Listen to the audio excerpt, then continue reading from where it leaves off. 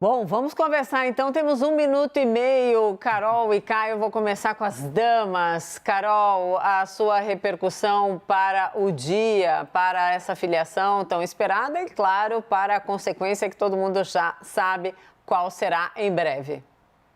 Analisa, o presidente do PSB esteve aqui com a gente no Expresso na semana passada, o Carlos Siqueira, e ele disse que o Alckmin não precisaria ser outra pessoa, que ele não precisaria ser repaginado para entrar no PSB e, eventualmente, ser vice do Lula, como a gente está vendo que é o cenário mais provável de acontecer. Bastava ser ele mesmo, mas a realidade é diferente do que a gente viu hoje. Hoje a gente viu uma adaptação do discurso clássico do Tucano para poder se enquadrar já no PT. Ele começou já chamando companheiros e companheiras para citar um bordão clássico do ex-presidente Lula. Vivemos para ver e ouvir isso, né, Carol?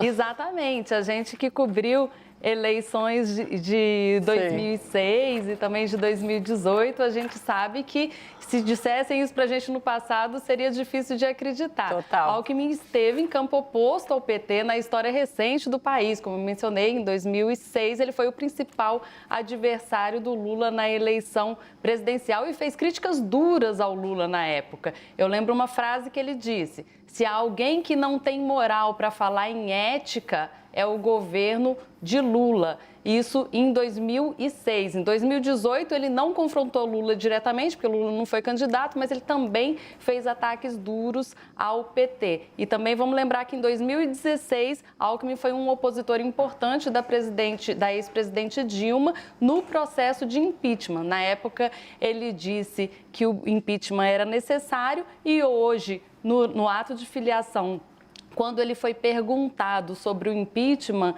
ele disse o seguinte: sempre fui cuidadoso com essa questão do impeachment e o mandato popular precisa ser respeitado. Vamos ver quanto de Alckmin vai ter, de mudança no Alckmin nessa campanha desse ano. Sem dúvida. Ô, Caio, a esquerda aceita Alckmin, pero no mucho, eu digo inclusive dentro do próprio Partido dos Trabalhadores.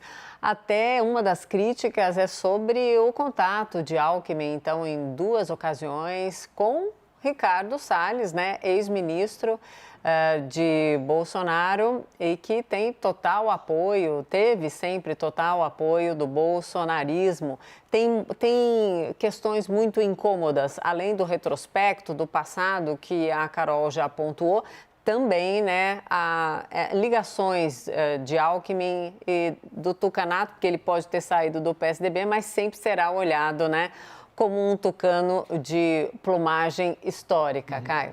Bom, vamos lá, Mona Lisa. Bom, primeiro que eu considero esse movimento talvez é o grande fato político, é o fato político mais importante das eleições de 2022 até agora, claro. E a gente pode avançar um pouco, talvez um dos fatos políticos mais importantes dos últimos anos na política brasileira. Assim como a eleição de Jair Bolsonaro foi muito importante, foi disruptiva sob um certo aspecto, a ida de Sérgio Moro para o governo Bolsonaro também foi um fato político muito relevante e hoje, né, daqui a pouco aí, provavelmente começo de abril, a gente vai ver a consolidação, a formalização dessa chapa Lula-Alckmin. Isso é pragmatismo puro, né? Os políticos que mais avançam, que mais conseguem galgar postos cada vez mais alto na escala ali, nessa hierarquia política, são os políticos que cedem mais ao pragmatismo. Foi assim quando o Lula, em 2002, fez a carta ao povo brasileiro e fez depois no seu governo alianças com partidos que ele combatia historicamente.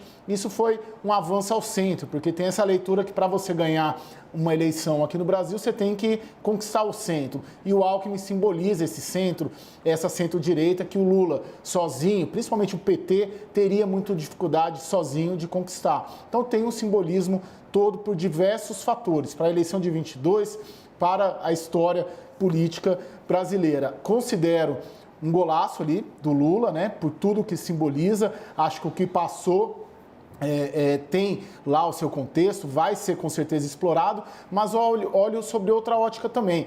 Além de ser um golaço, vamos dizer assim, político para essa chapa do Lula, mostra também a preocupação que essa chapa do Lula tem com a candidatura do presidente Jair Bolsonaro à reeleição. Está unindo forças historicamente adversárias entre si para fazer frente ao presidente da República, que está atrás nas pesquisas, mas essa aliança mostra que há um receio, que precisa ser estruturada uma chapa muito bem amarrada para fazer frente a um presidente disputando a reeleição.